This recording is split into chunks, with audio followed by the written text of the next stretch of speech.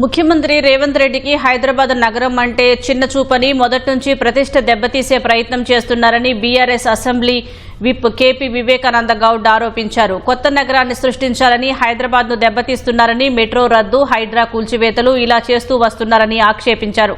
హైదరాబాద్ ను పట్టించుకోకుండా ఇంట్లో కూర్చొని ఫోర్త్ సిటీ అని కలలు కంటున్నారని ఎద్దేవా చేశారు. ఎక్కడో దూరంగా ఉన్న గ్రామాలను విలీనం చేసి ప్రజలకు తీవ్ర అన్యాయం చేశారని ఆరోపించారు. జేహెచ్ఎంసీ పోలీస్ కమిషనరేట్ల విభజన ఇష్టారీతిన చేస్తున్నారని, అంతా గందరగోళంగా తయారైందని వివేకానంద ఆరోపించారు. పేరుకు ప్రజాపాలన, చేసేదంతా నియంతృత్వ పాలన, నియంతృత్వ నిర్ణయాలు. రేవంత్ రెడ్డి గారు స్పష్టంగా కనపడుతుంది. నియంతృత్వ ధోరణి వారి యొక్క నిర్ణయాలు, వారు చేసుకున్నటువంటి పనుల ద్వారా స్పష్టంగా అర్థమవుతోంది. తప్పకుండా నగర ప్రజలకు ఆగ్రహానికి గురిగా తప్పదు. రేవంత్ రెడ్డి గారు కాంగ్రెస్ ప్రభుత్వం హెచ్చరిస్తా ఉన్నాను. సోయి తప్పి హైదరాబాద్లో చెత్త నిర్వహణలో చేయలేకపోతున్నాము. హైదరాబాద్లో రోజుకి చెత్త పేరుకుపోతున్నది. సిగ్గుండాలా మాట్లాడుతుంది.